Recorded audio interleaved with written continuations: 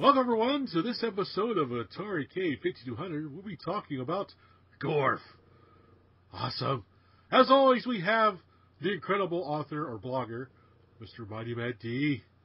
Hey, everyone. We also have Michael. I put ears on my profile. Bunny ears on my profile picture. D'Angelo. Hey, how's it going? Weirdo. And we have Rick. The Intelli guy, Reynolds. Yes, and I'm the other guy. I'm here, yeah. The other guy.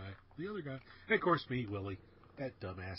Anyway, we're going to be talking about Gorf. Before we talk about Gorf, though, I recently got a hold of a really cool homebrew game on the Atari 5200.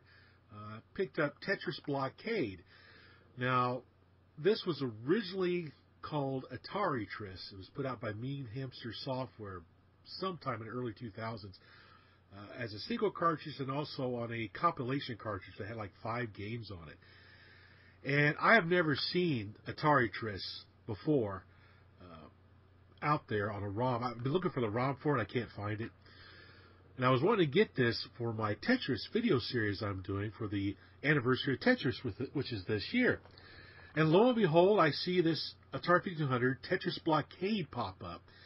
And it's being sold by, I think his name is Rick, not you, Rick, the other Rick, that's out there, does the Portland Retro Gaming Expo. He's that Rick. And he's putting a bunch of his homebrew cartridges up for sale he's had for a number of years, and this Tetris Blockade was one of them. So I went after it, I picked it up, and it's basically AtariTris, but the graphics have been changed a little bit. The Mean Hamster logo is gone. It's got little Atari symbols inside the tetrominos as they fall. But it's basically the same game as AtariTris. It's actually a lot of fun. I really enjoy playing the crazy thing. What do you guys think of this Tetris Blockade? I thought it was pretty decent for being a homebrew port. I hadn't even heard of this. I guess it was on a multi-cart that Mean Hamster Software put out at one point, way back in 2005, I think. Yes, it was on a multi-cart. Yes. Yeah, I didn't know anything about that, but I'd like to see the rest of the things on there. But anyway, I thought it was good, but I did have an issue with the controls. You have to use the analog stick, which is going to be tough anyways for Tetris. But I found that if I held you have to press the fire button or up on the stick to rotate the piece, and I found if I held the button down or held up on the stick, the piece would just rotate really quickly. Sometimes I just wanted just one 90-degree turn and that's it. So I had a lot of problems with that. But other than that, I liked it. I was very impressed by the music playing throughout the game too. That's really cool. You don't see a lot of 5200 games that have continuous music like that. Oh yeah, I like the music that was in the game. How about you, Michael? What did you think of it? I think they did a really good job. It's Tetris. One small issue I had with it, I questioned how the randomness of the blocks, because I seem to get quite a few of the long blocks in a row. Yeah. And typically on Tetris, that doesn't happen. But other than that, I thought it was great. I played it for a while. I tried different levels. I tried level 8, level 7, and it definitely gets pretty hard. I agree with Matt. The controls are a little tricky. And originally I played it on an emulator, which was much easier because I was using a keyboard. And then I actually went to my 5200 machine, and it was a lot tougher with the actual joystick. I did like the music. It did get a little repetitive and annoying. It would have been nice if they changed it up a little bit, but otherwise, I think they did a great job. But you could have turned it off, You could turn it off? You could turn the music off, yes. You hit one of the keys, turns the music off. I had to do that a couple times because it was becoming an earworm in my head. Yeah, exactly. How about you, Mr. Reynolds? What did you think of it? Yeah, I had the same kind of control issues when using the analog stick that you guys mentioned. But it does fine with a digital controller if you plug in the Master Play clone, which is what I played some with that. I thought that I always started at level 0, figuring it would ramp as it gets harder, right? Yep. I think the ramp is too slow. I was playing for quite a while and felt like, I kind of want to be done. Like around then. It didn't get hard enough that I was in panic mode of, oh no, I was ready to be done before that point. So I think it does ramp a little slowly. The fact that the blocks of the Tetramnos are wider than they are tall took a lot of getting used to, and I think I'm still not used to it. It's hard for me to gauge, particularly how many vertical stacks I'm looking at. Like, I'd see a gap, and I think, okay, the L piece that has 3 down and 1, the L part, I should be able to fill that in. But nope, it was one taller than that. I couldn't tell. So that happened to me a couple of times.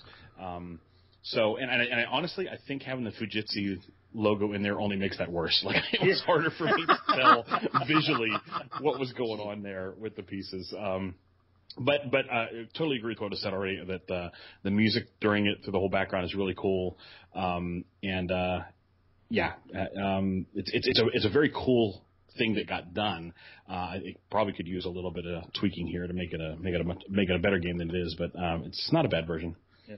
One thing that would have been nice if they added how many lines you have to go to the next level. Yes. Because it did seem like it took forever to get to level up. Something else you guys mentioned about getting lots of straights in a row. I certainly saw that. And just this past month, Retro Gaming Roundup did a section on Tetris 99 on the Switch. Yeah.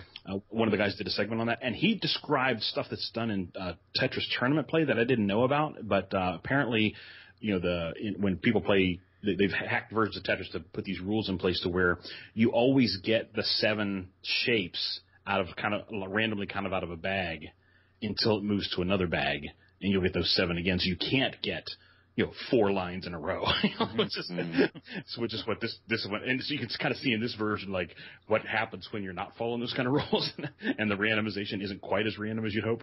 So I thought that was kind of interesting. I'm like, oh, clearly we're not following those rules here. This is like my 5th straight line in a row. Exactly. Yeah. Well, I like it because it's easy and slow, which is right up my alley. That is true. That is true. It's a game written for Willie. All right, we found Willytris. Willytris. So you're doing this series on Tetris. Which one do you like the best so far, other than the arcade? I would probably have to say my Game Boy Tetris. I played the living daylights out of that. Mm-hmm. I have carried that around with me since 1989. Yeah, I played the crap out of that too. Yeah, I used to carry my original Game Boy with me, and then when the Game Boy Pocket came out, I started carrying that with my Tetris cart. Then I updated it to a Game Boy SP with the lighted screen. And then for a while now, I've been carrying around the Game Boy Light from Japan, which freaks people out, and I whip that thing out. I'm like, wait a minute. I don't remember Game Boy having an indigo backlight like that. Yeah, it's only sold in Japan. Nice. The tiny arcade is which version is that? I've been doing a lot of research on that, and I really think it was written specifically for that little machine. Okay. Because it's not the arcade. It's not any Tetris I've ever seen before. I've been trying to pull up all these different versions.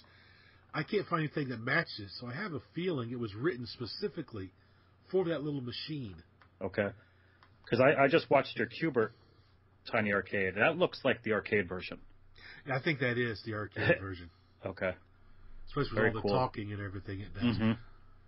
Hello, I'm turned on. Oh, I bet you are. Oh, man. Wow. Now, Rick, you mentioned Tetris 99. Have you guys tried that at all? I get my younger son has been playing it a little bit, and he will freely admit he's not very good at Tetris, so it gets kind of frustrating for him. Okay. And then I said, well, can I have a try? Would that be all right? And of course, at level 1, I think they go easier on you when you've not played.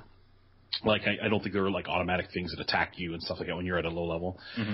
So I've only played it that one time because, again, my son owns the Switch. Basically, he carries it with him around the house. But so the one time I played it, I think I got into the top 20, which I don't consider myself very overly good, but I'm kind of a cautious player, I guess, more than a daring player. And my son was like, "Wow, Dad, you're really good at this Tetris." I'm like, no, I'm really not that good, but but yeah, it's very cool. Oh, that's awesome. I don't have a Switch. I haven't tried it. It's very addictive. It's regular Tetris. You're just playing against 98 other people. Yeah, that's a neat idea. Yeah. And I've And also it's kind of nice they just give you that as part of the online subscription. It's not like a separate game you have to buy or whatever. Right. I've also been playing around with the Tetris VR on the PlayStation 4. Oh, yes. And Yeah. That's a lot of fun. Yes, it is, especially to drink absinthe. Oh, boy. Oh, my. Oh, it's like a party for my eyes. Oh, so since the last time we recorded, what have y'all been doing Atari 5200-wise? We'll start with Matt. Well, I've been playing a lot of Gorf, obviously, and I've been having issues with my 5200, like not working, like the trackball didn't work for a while, and then like some random games wouldn't work, so I took it all apart, like checked for cold solder joints, did this whole thing on it, couldn't find a single thing wrong with it, put it all back together, and now everything seems to work. So, all right. I have no clue what's going on with it. It has a mind of its own, but at the moment it's working, and that makes me happy. Awesome. How about you, Michael?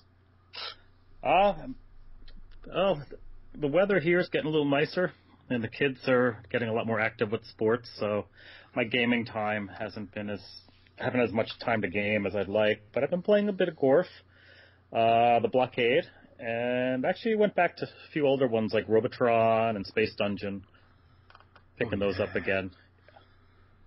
Now, what kind of tournament are you planning on doing at the Atari party in September? I haven't really thought about it yet. I have to talk to Bill on what we want to do. Awesome. How about you, Rick? What have you been doing 1500-wise? Honestly, it's just been the Gorf and trying the Blockade out a little bit since last month. My son has been going gung-ho on PlayStation 2. So that's usually parked in front of the gaming TV down there. So I haven't been on it as much recently, but just these couple of games. Awesome. Well, you know what I've been doing 1500-wise? I've been buying freaking cartridges.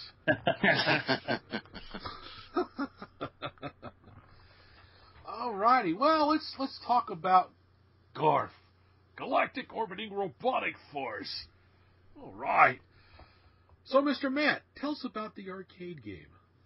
Alrighty. Well, this is a game released in 1981 by Midway. It's programmed by Jamie Fenton. And it follows your basic, like, space shoot-'em-up theme that you saw a lot of at the time. And I think the best way to describe it is basically 5 single-screen games kind of crammed into one.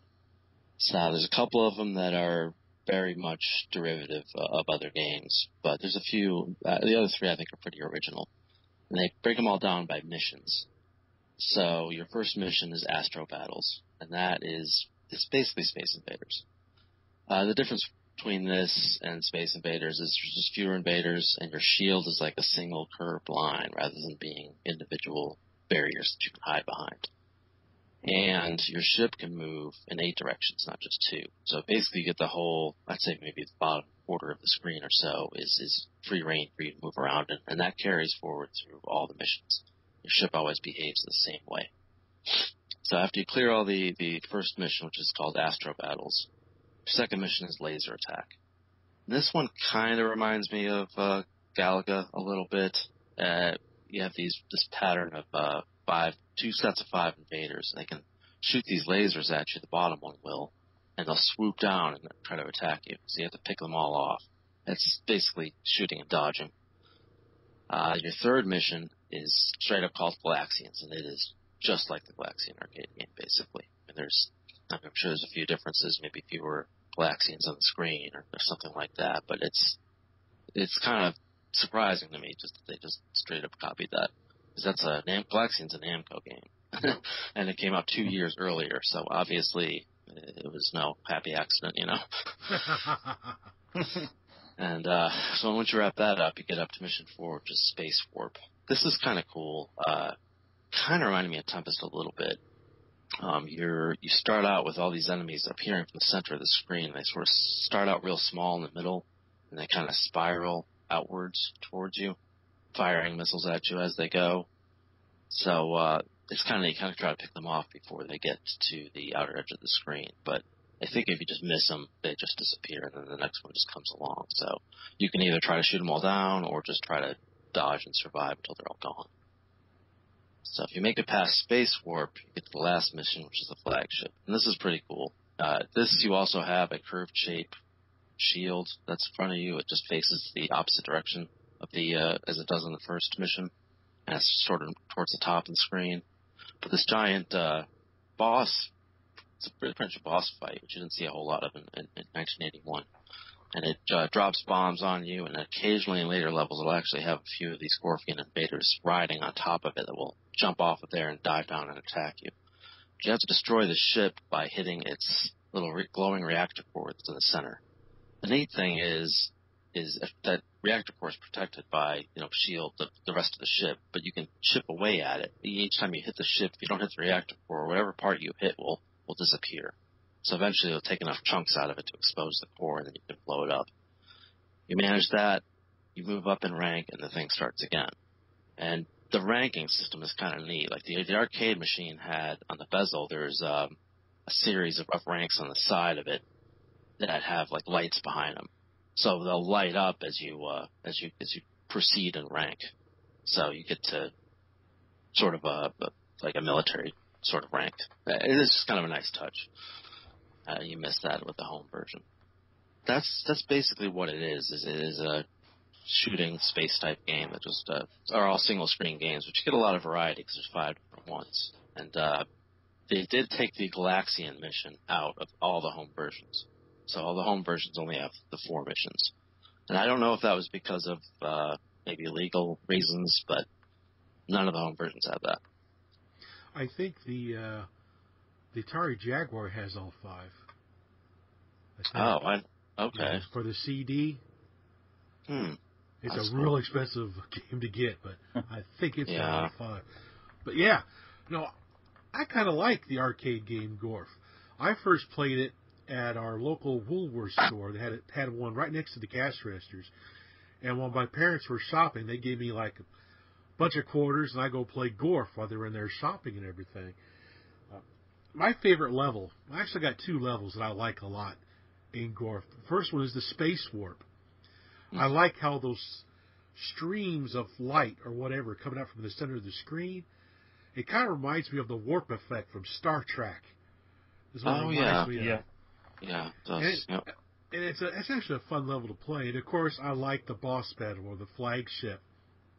Yeah. One of the things I used to like to try to do is I would try to destroy as much of the ship I could without hitting the reactor to see how much I can get it down to before I would hit the reactors. Yeah, we used to do that too. There'd be like just a chunk of its tail left floating all by itself. yeah, that's what I would try to do, like a little square floating back and forth. Yeah.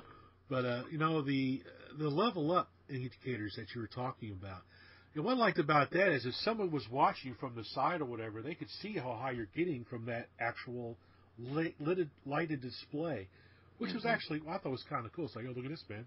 I'm up here to Commander now. Right. It seems like now if you find an arcade machine that the lowest ranked light is always burned out, because I think it stays on that most of the time. Yeah, that one's pretty much on the entire time, and being a little incandescent bulb, they burn out pretty quick. I've seen people that convert them over to high brightness LEDs, which works a lot better for that. I've not seen a Gorf machine in a long time. I think the last time I saw one was at the arcade up in Chicago, Galloping Ghost. They had one up. They have one up there. Nice. They have one in. Play one at the Louisville Arcade Expo. Oh, so you're the nerd that's playing. I'm the nerd in the picture playing the game. Yeah, if you're wondering what I'm talking about, people, if you go to Matt's blog, he's got a picture that says, "Oh, look, some nerd at Louisville Arcade Expo 2019 playing Gorf Arcade." That's Matt. Yeah, they had one that was in good shape, so I got to play on that for a while. They have one in New Jersey at the Game Vault. Oh yeah. That is in really good condition. I play it every time I go. I have to play Gorf. Well, you gotta get a picture of yourself with it. Put on the page. I wonder if I do. I'll have to check because I did take a lot of pictures last time I went. No rabbit ears. I'll check. Yeah, I promise. So, what'd you think of the Gorf arcade game, Michael? Oh, I love Gorf, the arcade game. I don't remember the first time I played it. It was probably around 81, 82, whenever it was released. And I remember, you remember the show Silver Spoons? Yes. Oh, This yeah. was one of the 4 or 5 arcade games he had. Yep. In that game room, and I always was jealous. I was like, oh, he's got a Gorf machine, a Tempest. Yep. Yeah. I was jealous of him, too. I think every 80s kid was. that little train. Oh, man. So, no, Gorf is definitely one of my go-tos if it's at an arcade, and I play it from time to time on my main cabinet, and I really enjoy the game. It's it is challenging. There's times I can't level up at all. Yeah, it's really challenging for me. How about you, Rick? Yeah, Gorf. I had hang-ups as a kid. Let's just say that again. Oh, here we go. So when I saw Gorf I think I always saw it in an arcade along with all the other ones, and I looked at the screen like, oh, it's a combination of other games, and so I would play the other games. I wouldn't play Gorf, right? Like, I've played Space Invaders. I can go play Galaxians. I don't. So I didn't really give much time into Gorf. Certainly knew it. I'm sure I played it when someone asked me to play with them or something like that. But I didn't put a lot of time into Gorf back in the 80s. Just saw it as a mini game collection or something. I guess is kind of how I thought about it and didn't think much of it. I think if I had been in your position, Willie, where you're out errands with your mother and you're forced to go someplace and you're like, well, there's this Gorf machine here. I can play that, or I can be bored out of my skull. I think I would have probably done that and maybe given it a better shake, and played it further and gotten more into the nuance of it. So yeah, I don't have a lot of good history with the game. It's just kind of like one of those other games like, oh yeah, I remember Gorf, but I didn't play it a bunch. Have you played it any time recently? I mean, I played the 5200 version, obviously, for this podcast. But I'll be honest, I don't pull it up a lot in MAME. I probably should. I probably should play it more than I have. Oh yeah, you got to play it more. All right. Well, if you and I ever get together and come across it, you can challenge me on it. Oh, I think there's one at the arcade up there in Columbus. I can't remember the name of the arcade. It's a barcade. I think there's one there. Pretty sure there's one there. Make a run after Corgs or something. Yeah, there we go. We're going to play Gorf. See you later. I'll be back. So now the 5200 version. Oh, here we go. So we'll start with Matt again. Matt, what did you think of the 5200 version? Well, it's different. It's different. It's different. Usually I go on and on about how close the 5200 games are to the arcade, and this could have been the same situation, but for whatever reason they decided to make it so that your controller basically acts like a mouse pointer. And your chip just jitters all over the bottom of the screen, and it just kills it for me, really. But I think if it wasn't for that, I would enjoy it a heck of a lot more. I mean, it's a solid port. Other than that, it's got good sound, graphics are crisp, easy to see everything. It is missing the Galaxians level, like I said, but it's not a huge deal. I mean, it's well put together. It doesn't have the digitized speech. That was something that was cool in the arcade game that they didn't bother to put in. But I think I just had a hard time with the controls, and I think most people do. And you can't even use a trackball or a master play adapter. Those won't help you. No. You have to use the analog stick. Oh, it's pretty funny with the master play. Yeah, you can either be left or the right. Yep. That's about all you got.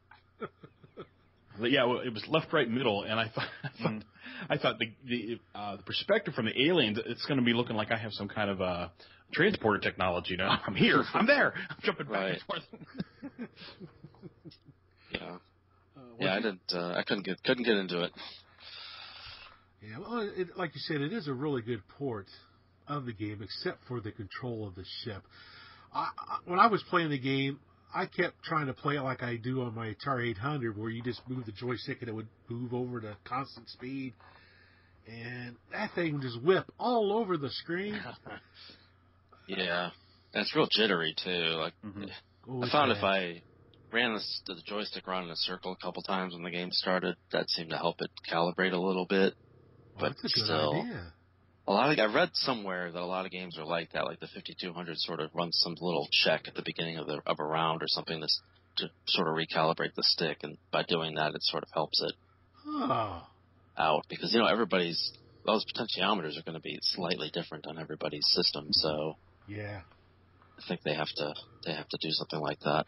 Yeah, you know, I didn't notice really jitteriness to speak of at all. I wonder if there's something to do with the pots at different stages of dirtiness or something like that. Yeah, it could be. Most likely, yeah. What did you think of the game, Michael? Well, same sentiment. I think it looks great, but the controls just kill it. And I spent about a half hour trying to get the Master Play to work and realizing it's just not happening. No. And so the problem really isn't the controllers itself; it's the game. It's just bad programming on the part of the controllers, and I think you have to move very slowly. If you push the joystick all the way left, it just whips to the left and whips to the right. So I honestly had a hard time even getting past the first Space Invaders wave. And a couple times I would do it. I think I finally got around to a score of like 8,000 or so. But really, the controllers killed it for me. The other thing is, too, that you have to hold the fire button down for a long shot. Yes. Otherwise, it would just, your shot would kill the last shot. Yep. And so I always had to remember to do that. And that took me a little while to get into it.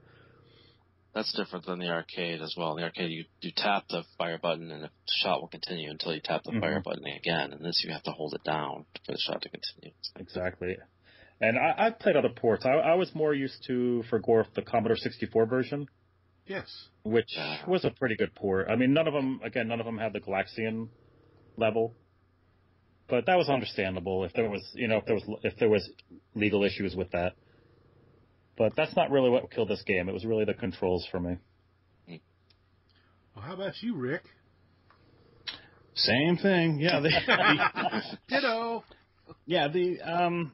Their decision to use analog control on this, which is, I mean, I can't get in the mind of the programmer, but it's an odd choice given that the arcade game was digital. Like why do that? So yeah, it's you have to just, the position of the stick within its arc is your position on the screen. So you have to just really carefully move around. And I found my hand cramping a little bit trying to, I'm keeping my hand in this like gripping with just two fingers because the joystick is kind of small.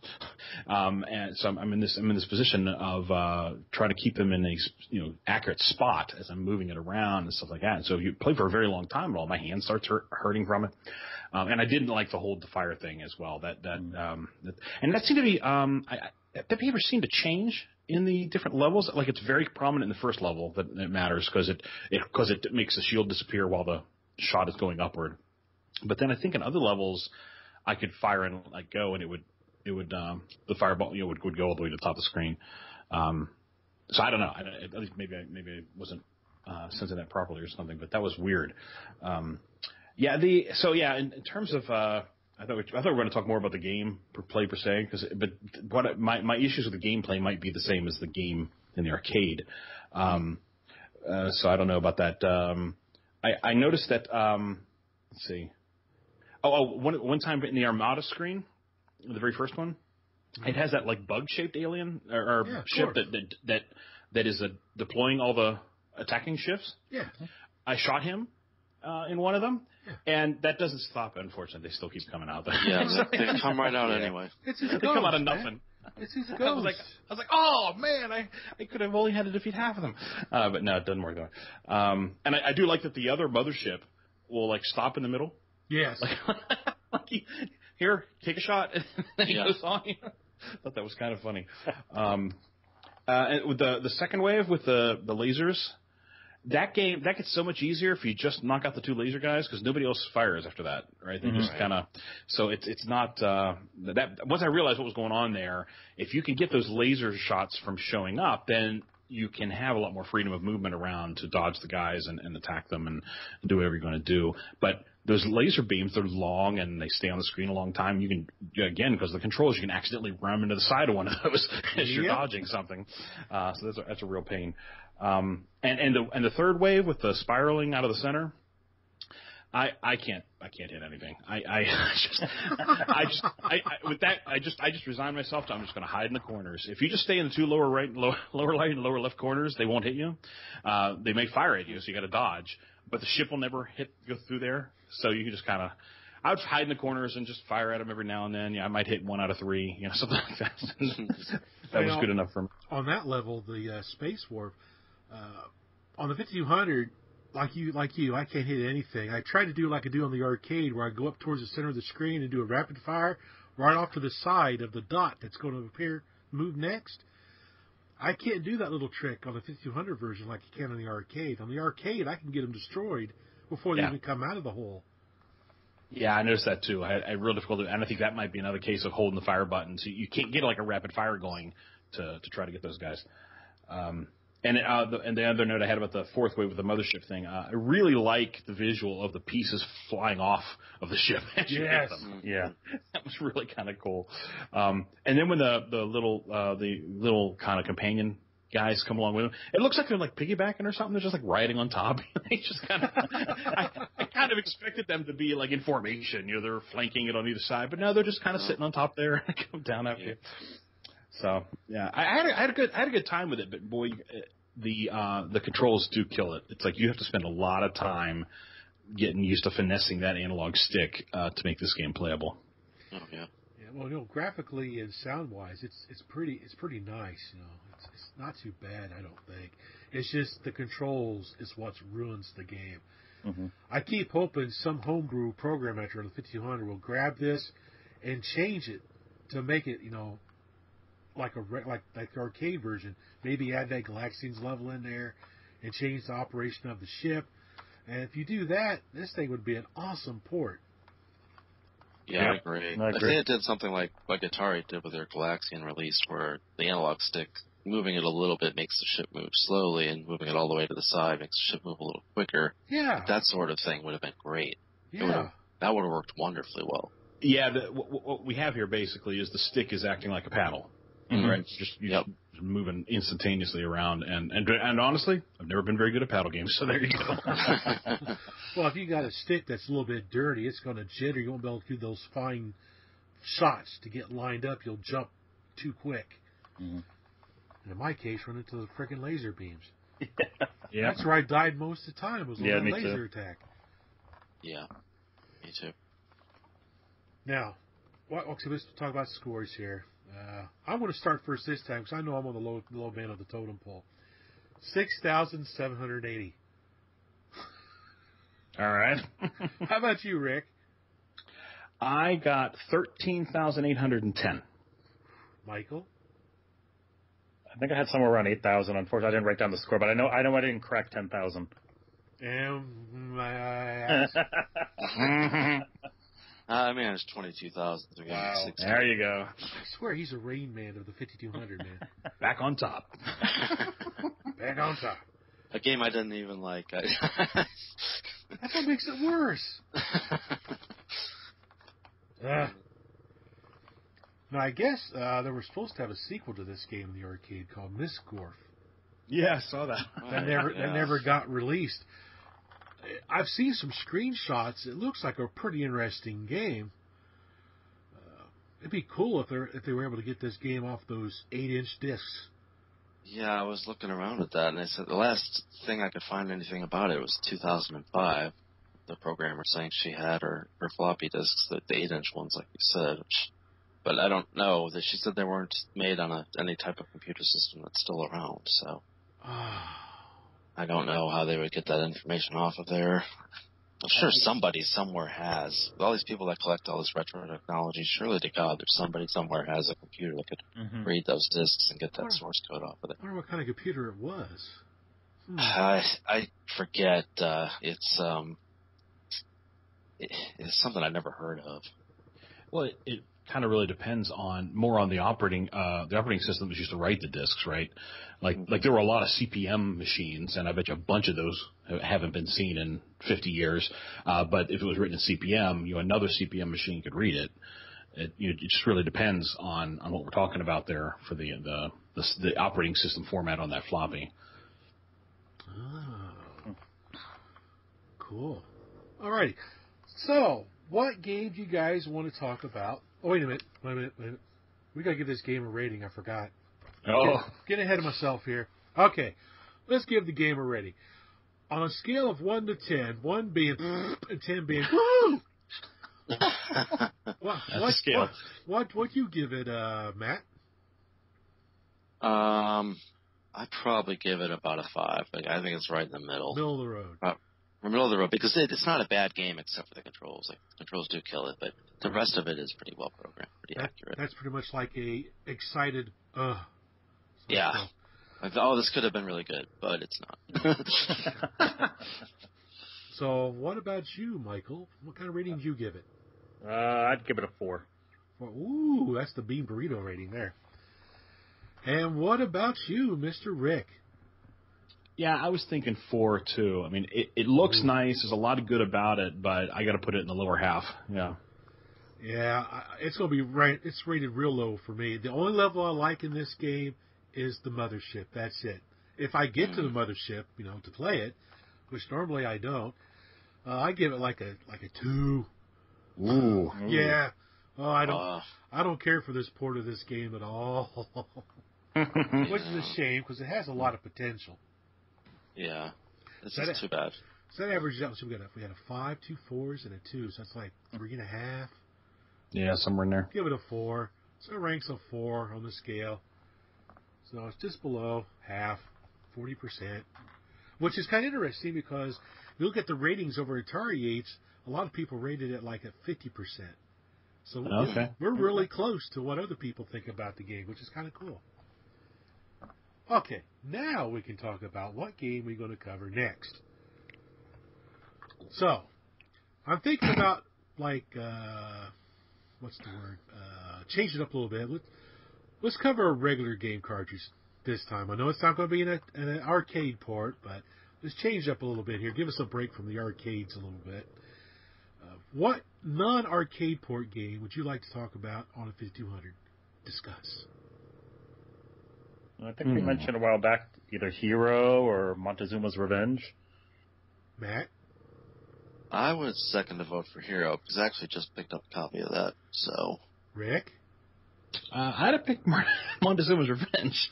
You're the tiebreaker, Willie.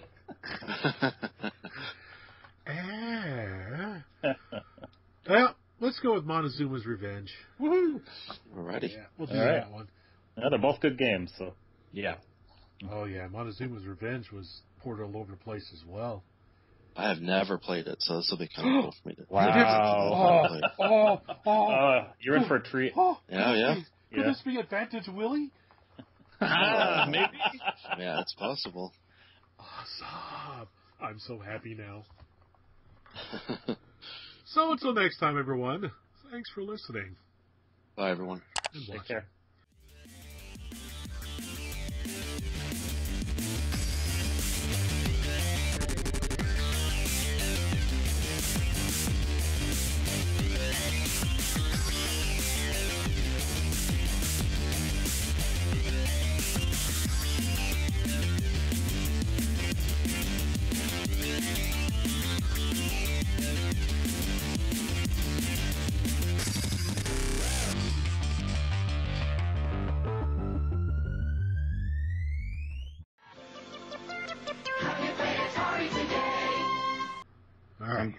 I'm adjusting something on my PC. Just a second. Okay. My Mac, as it were. It's not a PC. Mac attack, and that's a fact. Rick's got a Mac attack. Shutting down Ubuntu. Shutting down. I don't want any issues with CPU starvation or something. So just give me a second. Greetings, Professor Rick. Would you like to play a game? My second computer talking to me. Oh, computer. Oh, yeah. Computer. Computer?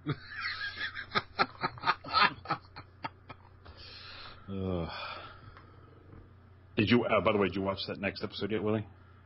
Not yet, no. For 99? Yeah, I watched it once. It's it'll be interesting to talk about for sure. Which one was it again? It was